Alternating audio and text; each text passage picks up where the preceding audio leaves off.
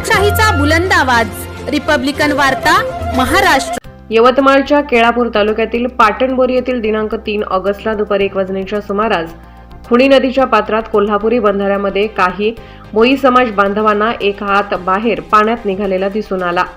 याबाबत अधिक पाहणी केली असता तेथे मृतदेह अटकून असल्याचे लक्षात आले, तेव्हा त्यांनी पांढरकवडा पोलीस स्टेशनला माहिती दिली। आज दिनांक 3 ऑगस्टला दुपारी 2 वाजण्याच्या दरम्यान पांढरकवडा पोलीस स्टेशनला माहिती दिल्यानंतर पांढरकवडा पोलिसांची टीम 2 वाजता नदीजवळ पोहोचली।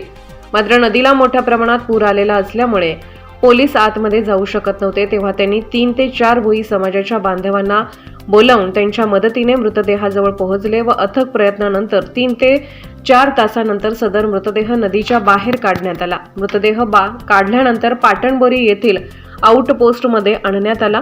पांढरकवडा पोलीस स्टेशन अंतर्गत 1 ऑगस्टला मिसिंग रिपोर्टनुसार तपासणी केली असता मधुकर पिंपळे वय 58 नावाचे हे इसम 1 ऑगस्ट पासून बेपत्ता असल्याची मिसिंग रिपोर्ट पांढरकवडा येथे नोंद होती। त्या आधारावर पोलिसांनी संबंधित कुटुंबियांना संपर्क साधला। मृतकाचे कुटुंबीय पाटणबोरी येथे पोहोचले व त्यांनी सदर इसमाचा मृतदेह मधुकर पिंपळे यांचाच असल्याचे सांगितले।